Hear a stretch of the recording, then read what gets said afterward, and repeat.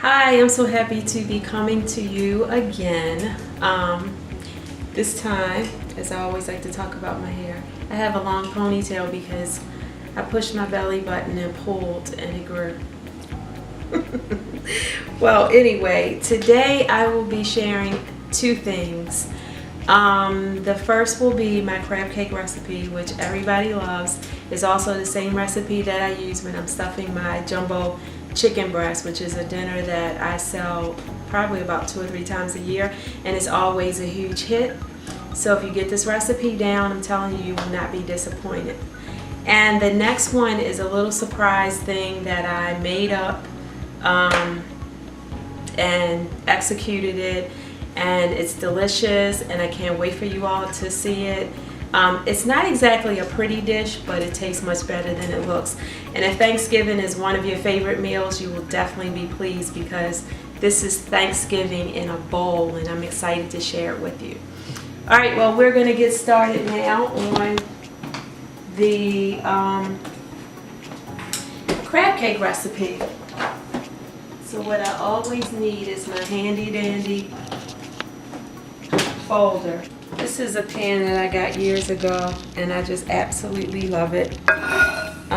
It's seasoned so well, you don't have to do a lot to use it. And let's see. So the first thing that I'm going to do in making my crab cake mix is I'm going to crack an egg.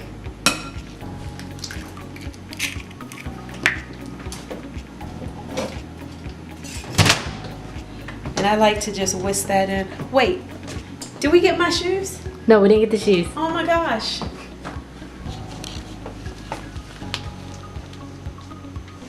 These are like my faves. Well, one of my faves. You know, for years I'd always stand in the kitchen and talk like I was on TV, and now I'm actually doing something with it. So anyway, here's the egg. You want to make sure that's all nice and whipped up. Next, I love to have green peppers, and I always wanted to use these cute little cups that you see cooks on TV using. I'm so corny, but I'm finally using them. Well, I've been using them for a while, but you finally get to see me using them.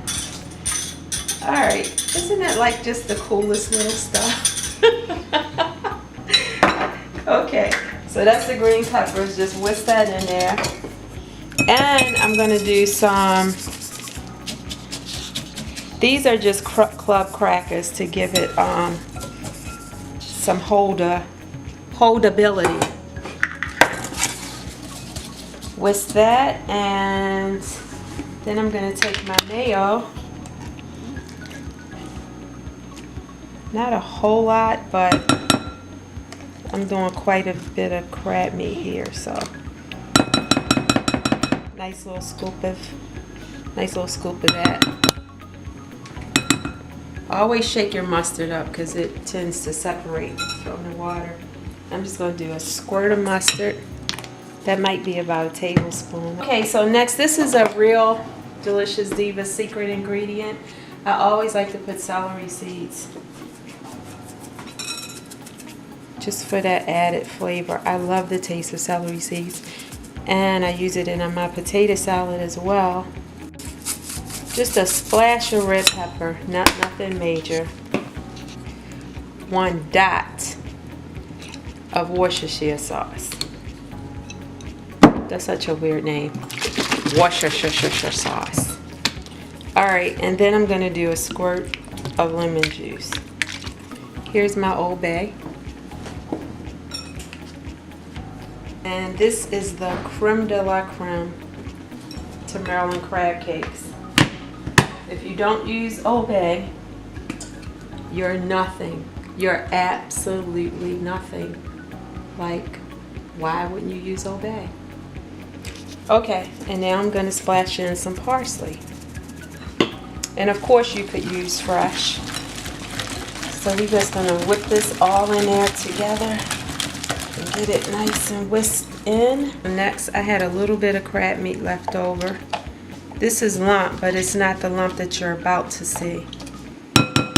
It's the best crab meat in the whole on the whole planet. This is your Phillips premium crab meat. You know my hands are clean. So it comes out, I actually broke one of the medallions.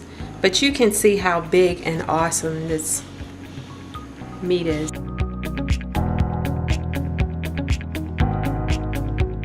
You just want to, if you're gonna spend money on the good premium crab meat that is nice and lumpy, why break it up?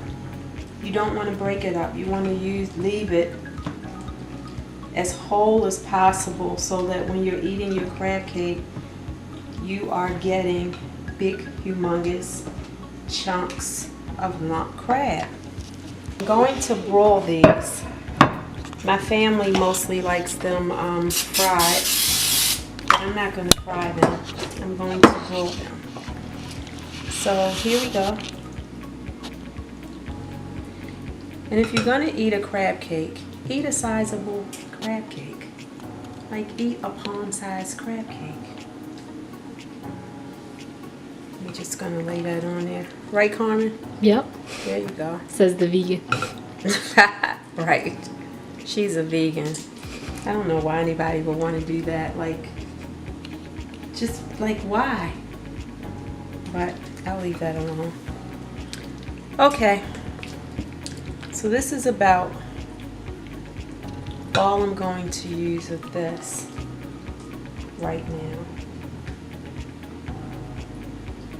For 3 nice sized crab cakes. And these broil up just fine. They're absolutely amazing. And then sometimes I crumble bacon on top and then drizzle my homemade hollandaise sauce on top. So as you can see, platter's coming along just great.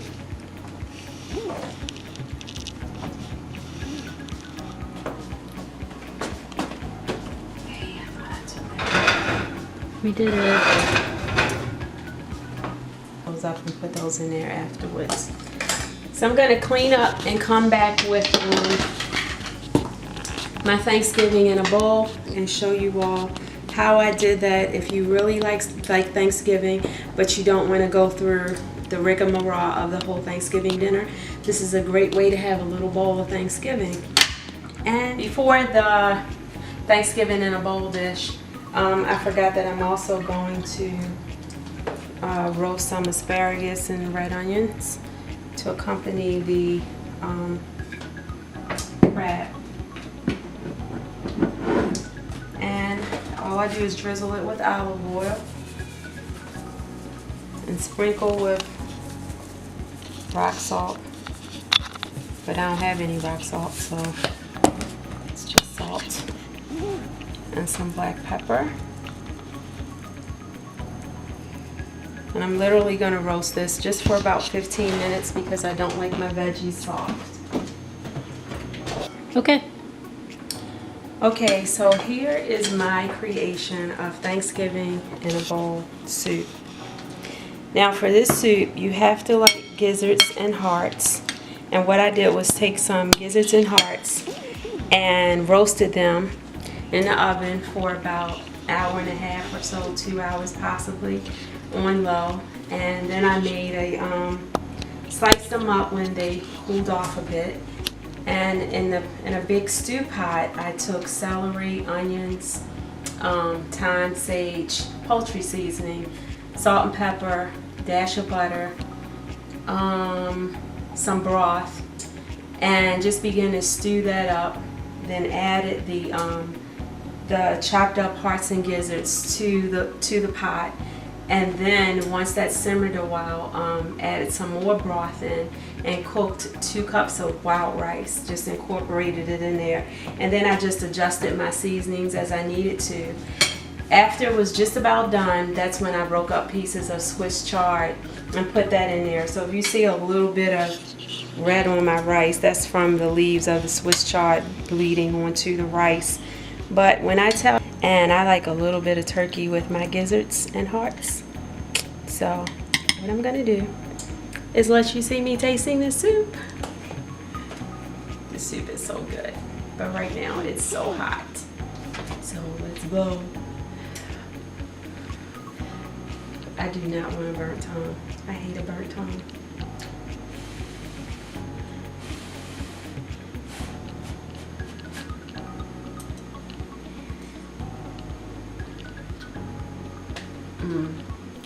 It is so good. It tastes just like Thanksgiving.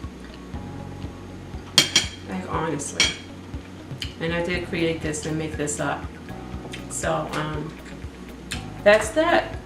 And next time you see my face, you'll be seeing the crab cakes and the plate with the mushrooms.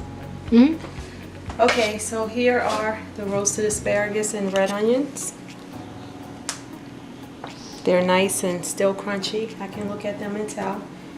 And as you can see, the mushroom stuffed crab and the crab cakes have all come out really, really well.